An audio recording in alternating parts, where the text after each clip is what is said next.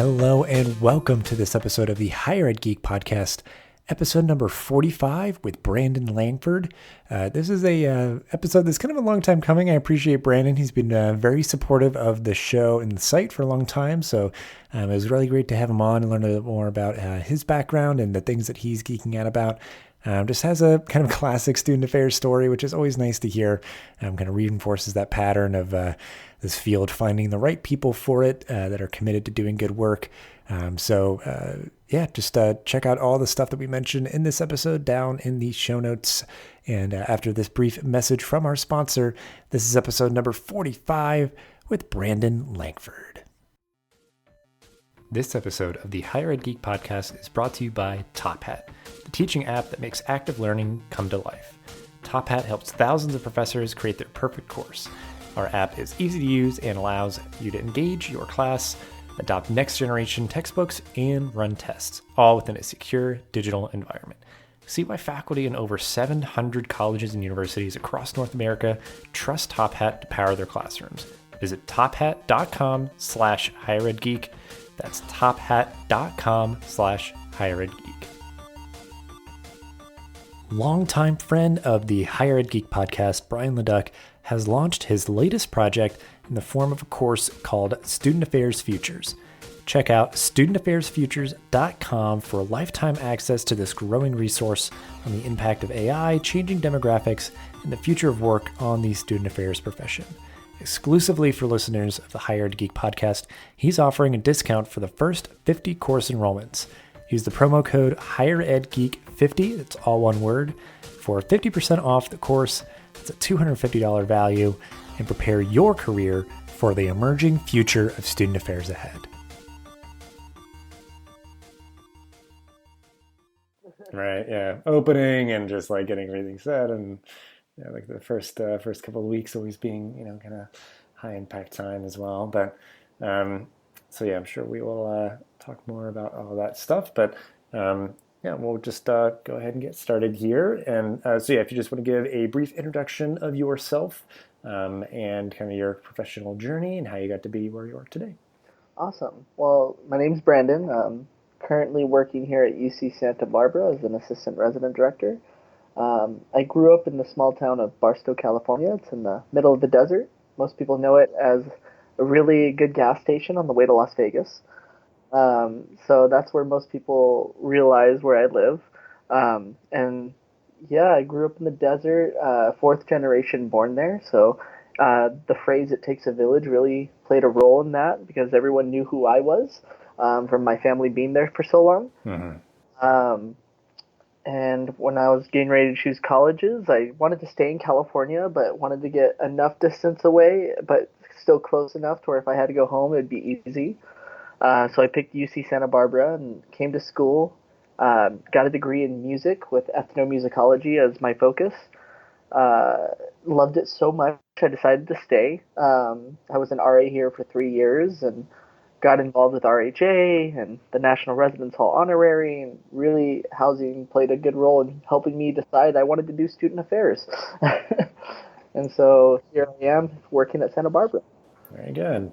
That's kind of the common pathway for many folks. It's just 'cause, it's just that pathway that I think people can, find a lot about themselves and their leadership style, their, how they work best on a team, and, just being able to do impactful work that perhaps you benefited from as a student, and, kind of giving back in that way, and it being just a great generalist role to jump off from whatever you may do next. So, it's always cool to hear, folks finding their way into that. And I guess, if you want to, just talk a little bit more about that kind of origin story while you're at, Santa Barbara there as an undergrad, like what were aspects of the things that you were involved with that were really impactful for you, like any lessons that you learned that are still, resonating with you today? Yeah, I think one quality that I learned from high school that I took with me is to get involved in as much as possible. And the first thing I got involved with here was really a hall council. And my RA came up to me and did the classic RA move going, "Hey, what are you doing? I need you to make time for a meeting. You don't need to go to class on Tuesday nights. You should go to hall council." And I was like, "Yeah, you're right. I should do that." And so I really got involved there, and that's where I got my first taste of student leadership. I started going to these hall council meetings, learned how to do Parley Pro, learned how to do all that really financial process that we have with student fees and everything like that. And I liked it so much, I started seeking out more things on campus like that. And so my undergrad years really reflected that with me joining the National Residence Hall honorary and then eventually becoming like a vice president of recognition for them. Joining the Residence Halls Association and becoming the equipment supervisor, and then becoming ultimately a resident assistant here for 3 years and applying for our assistant resident director job. All those really tied into the lessons I learned were really just to get involved and really explore your campus and get to know the students and really just start a dialogue and start talking to people. But I think one of the biggest things that I learned here was don't be afraid to ask questions. Mm-hmm. Mm-hmm. I came to this university and it's like the population of my town. And that really threw me for a loop because I knew every single person in my town and not a single person really here except for maybe a handful. And so not being afraid to just step out and ask a question or reach out for help when I needed it was probably the biggest lesson. The other one is, use your mentors. I was fortunate enough to have a wide variety of mentors here, all throughout housing and student affairs, and they really helped me to find myself. And I really appreciated that because I think a lot of people get focused in fixing and really trying to, how can I help you fix this? And those mentors really said, how can you help you fix this? And that was completely new to me. They keep saying in our department, one thing we go over all the time, you have your own best answers, and that's so true. And so I tell my students that all the time. Yeah, that's a good one. That's a good, because I think that just those like those adages, those lines are just it's just a way to kind of like yeah like crack these sort of because I have all these sort of like formulas of how the world is supposed to work and how do I fit into it. But then if somebody just like those one lines and it's just like oh it's epiphany. I didn't think of it that way, and it just like Yeah. maybe just plants the seed that helps you to really reshape and reframe how you look at things and interact with people. And well, I guess it seems like it from your the origin to your origin story. Just where you grew up in your hometown, like maybe just gave you the familiarity or comfort of like you said, you knew everybody and just like reaching out and getting that help even when you were at college, like you just found especially the value of involvement.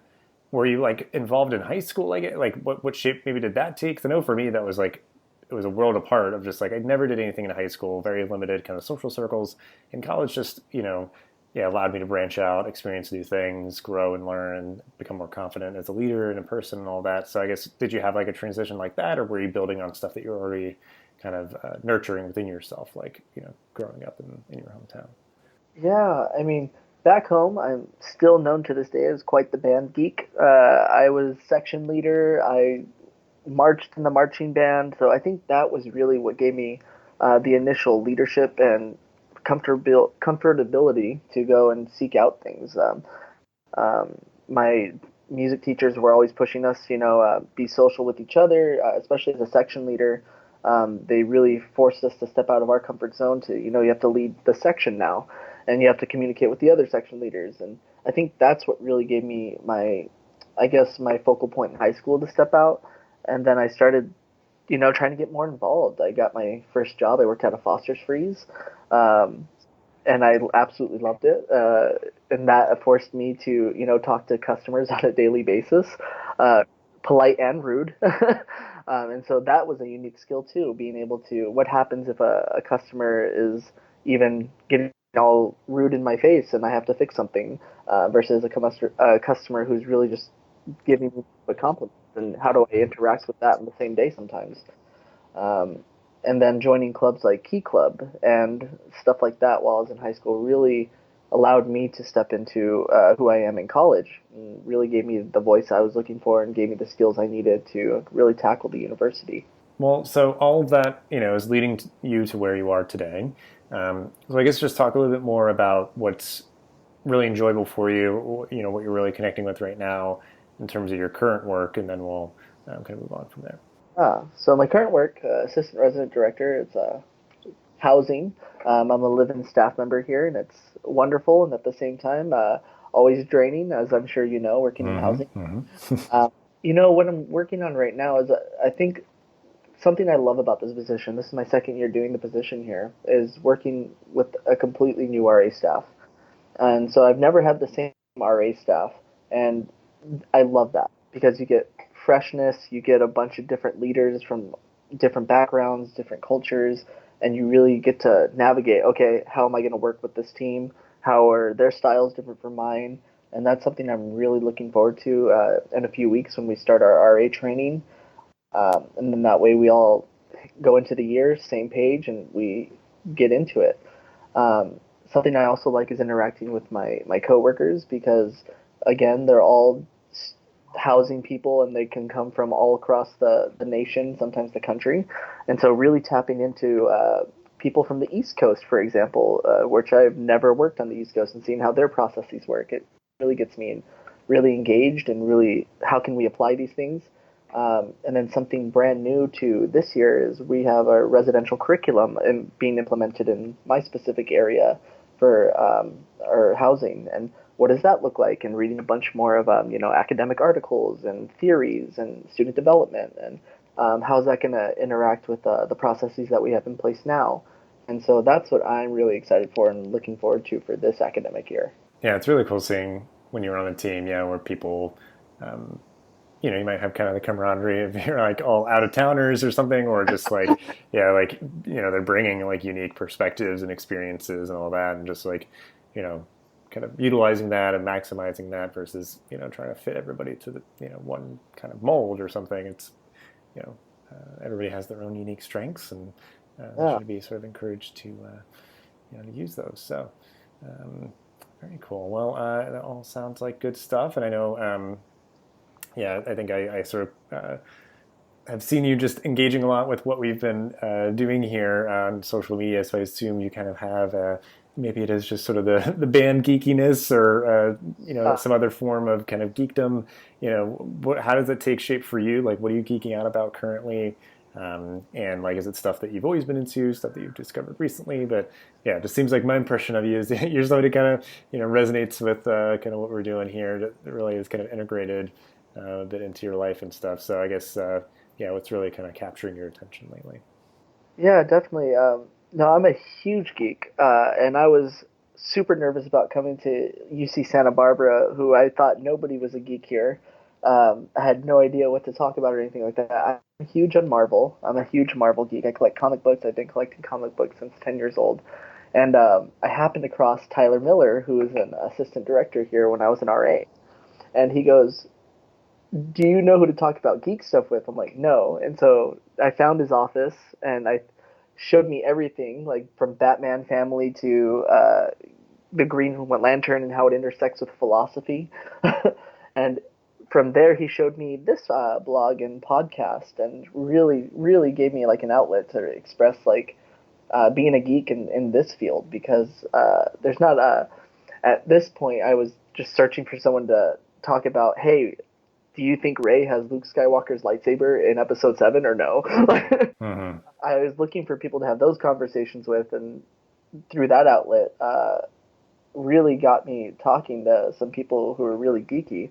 And Marvel is probably the biggest one I'm a geek about, especially in Intro to the Spider Verse is coming out with Miles Morales, especially. That's one of my top people. I'm super excited for that movie. Really excited for Infinity War and Ant-Man and the Wasp, the more recent additions to the Marvel Cinematic Universe. Really excited for Fantastic Four returning to the Marvel Comics. Super pumped about that. Currently reading Champions and a lot of other Ultimate Spider-Man and stuff like that. Um, Also really into anime currently, specifically Hunter x Hunter and My Hero Academia. Really phenomenal shows, really phenomenal animation, and just really into it. And reading all the manga currently, and just getting into it. Um, and then of course just being a music major, I'm really obsessing about music. I have my top five that I always listen to, so I'm always listening to Muse, Coldplay, Hall and Oates, Frankie Valli and Herbie Hancock, and then really exploring new music coming out, especially with artists like Mac Miller and other people who have recent albums that just came out. And then also weirdly obsessed with Ready Player One. Hmm. Yeah, I've not seen that movie yet, but I feel like I don't know. At this point, since it's like out everywhere, because sometimes I'm like, oh, there's so many movies. Like, if I'm able to make time or like pay to see in the theaters, I'm like, all right, yeah, I'm gonna rent that one eventually because yeah, it seems like it's a pretty interesting premise. But um, yeah, just a wide array of geeky interests. Because I know for me, it's tough sometimes. Where like, I think video games would probably always be the like There you it's go. the longest running one. Like, and so that I just it varies interest or whatever. But then like TV and movies is very close behind. But then like music has always kind of been pretty low. Geekdom. Like I'm not a huge reader, Mm. but yeah, like I'll still get into comic books and Spider-Man is definitely my all-time favorite. And I'm very excited for that animated Spider-Man movie to come out. And yeah, I mean, a lot of similar stuff. Yeah, Star Wars, Marvel, and all that. But yeah, and I guess it's the idea, like you're saying, like finding those people that you can talk about your interests with and bond. Maybe that's just your foot in the door, and you can kind of build a relationship out from there. But also like engaging with things that have kind of deeper meaning, and like you're saying, like connecting them to philosophy, or whatever. It's looking at things with a critical lens, trying to kind of get that deeper meaning from this person's art. The person who wrote it and illustrated it and did all the stuff like that's their art, and they put some meaning into it. And certainly sometimes stuff is not the highest of quality. It might have been rushed, and that's Yeah. always the kind of bummer of like you get too much kind of behind the scenes. But a lot of the really good stuff out there. It's some stuff that's been out for a long time, and you can just like explore these really great stories and talk about them with people and stuff. So always nice to find those communities and those people share that with. Um, well, I guess, is there any examples or anything that comes to mind for you in terms of how these interests that you have, over time, or anything, kind of more recent memory, just like how do you see your hobbies and interests positively contributing to your life? Yeah, most definitely. I think the first time I really integrated it into like stuff that I currently did was when I was an RA and I was trying to figure out what to throw as programs. Um, and I found that a lot of people were kind of not coming to my social justice or diversity programs, and a lot of people are coming to like my movie night programs and stuff. And I was like, oh, I wonder what would happen if I like kind of fused the two. And so that's something I did with comic books that I kind of use now as like one of these lenses that I try to educate and have conversations and dialogue with people is diversity and social justice in comic books. And so I think that's one thing that really started me to integrate all my geek stuff into like the work I do and my personal life more, because I was able to talk about like hypermasculinity on Luke Cage versus just here's a lecture on hypermasculinity, here's some articles, let's talk about it, and nobody knowing what hypermasculinity is, versus me going, hey, do you see on this page where Luke Cage always loses his shirt? Like, why doesn't Superman get to lose his shirt? uh, and just doing really, really basic concepts and approaches through a diversity and social justice lens, but just adding those characters that they already knew and talking about the shows that they're currently watching and the movies that they're currently doing and showing that what the comic book industry looks like more than just the colorful pages that we read. And so that was the first kind of step that I really took into integrating it more. And now I can have conversations with people like Miles Morales is coming into the theater. Let's see what that kind of looks like, being multiracial and working in that aspect of being Spider-Man as well. And then you have Spider-Gwen in the movie too. What is that going to look like? And so you have all these great comic books even now that are being integrated with these movies that we're seeing, and it's phenomenal because now you get to have those dialogues and conversations with people. I'm thinking of Thor now with Jane Foster being Thor. Like that's a great example of I wonder if they're going to make a movie of that because I would really love to see more stuff like that. I would love to see Kamala Khan coming out in film. I would love to. I'm super excited to see this Teen Titans live action thing coming out, and hopefully they do more stuff like that, where we're getting a little bit more throwing out some old school stuff, but at the same time showing the new school and how effective it's really been at having these conversations and just stuff we like. I think that's one of the cool things about comics in particular, and Marvel, which I love, is um, social justice should be social, and they're making it really easy to have conversations about these heroes. Very good point. Um, and yeah, I think the best sort of comic book superhero, whatever sort of genre things, whether it's kind of the comic books themselves or movies, TV, yeah, is like take the best from the old school, sort of Yeah, take away any of the kind of problematic stuff and like just update it for the modern era, because like to a certain extent you don't have to reinvent the wheel entirely, but you can maybe like do away with some of the baggage or yeah, just like problematic elements of it or something.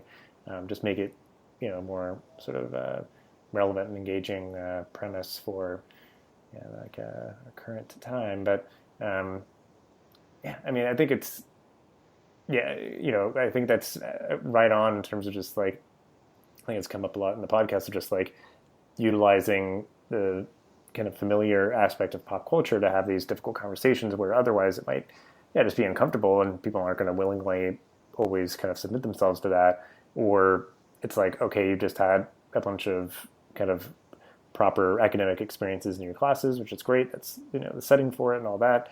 But then being like, oh yes, let me just go to essentially another lecture at night or something. It's like, oh no, I'm just gonna go hang out and like watch a movie or talk about a movie or talk like yeah, it hits in a different angle, but it still is having really positive outcomes in terms of getting people thinking about the stuff that they should be and talking about it and all that. Like so, yeah, it's definitely a really beneficial tool to have the conversations that we as people should be having. Um, but I guess yeah, you mentioned a lot of good stuff that we'll link out to in the show notes that you're consuming right now. So I guess anything else noteworthy, maybe kind of connects, I guess, to a last question, like maybe if it's stuff that's coming out, that Spider-Man Into the Spider-Verse movie is going to be coming out later. But yeah, just anything else specifically that you'd like to highlight in terms of just like stuff that you're reading, watching, and or listening to. yeah. I mean, I do quite a bit of comic book reading, so I'm not gonna send out that huge. Wormhole, yeah. Yeah, right. I think one book that I love rereading over and over, and you did a phenomenal job actually putting it in the blog is Geek Wisdom: The Sacred Teachings of Nerd Culture. Hmm. And I love that book. It's very applicable to just daily things and integrating it with the things we love, like Princess Bride and Star Trek. So that's a phenomenal book to read. There's also this book I'm really into just reading friends' work, and there's also a poetry book that I'm currently reading called The Love I Give by Morgan Vincent. It's phenomenal. And she was someone who worked over here at UC Santa Barbara, and I just love reading colleagues' works and stuff like that. Currently watching, yeah, definitely. I think I said mostly what I'm watching already, but yeah, Into the Spider Verse. You got Star Wars Episode 9, of course, coming out rather soon, and you have Ready Player One if you haven't seen it. Definitely, highly recommend watching it. It's a pretty great film. Also reading the book too. That's a phenomenal read. And yeah, that's currently what I'm really into right now. Very good, very good. Well, then we will wrap up the episode here on the optimistic note of just like, maybe just broadly thematically or anything with your job, anything that you are looking forward to in your job, life, and or the world. Such a big question, right? Yes.